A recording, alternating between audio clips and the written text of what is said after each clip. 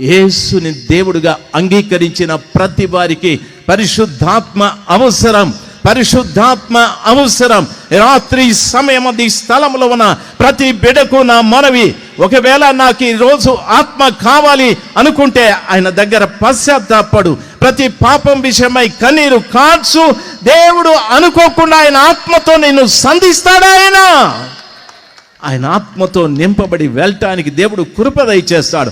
ఆయన ఆత్మతో నింపబడితే దినం దినం దేవుని ప్రేమ నీలో కుమ్మరిస్తూ ఉంటాడు.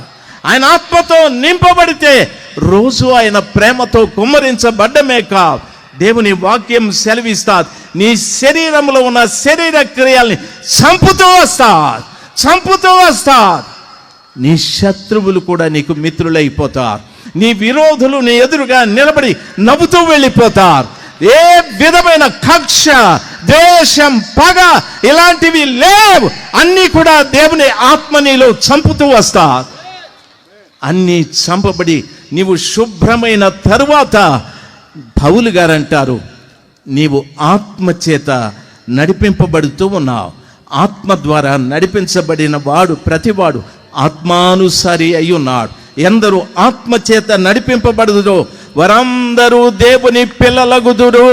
హల్లెలూయా చెప్దాం, హల్లెలూయా.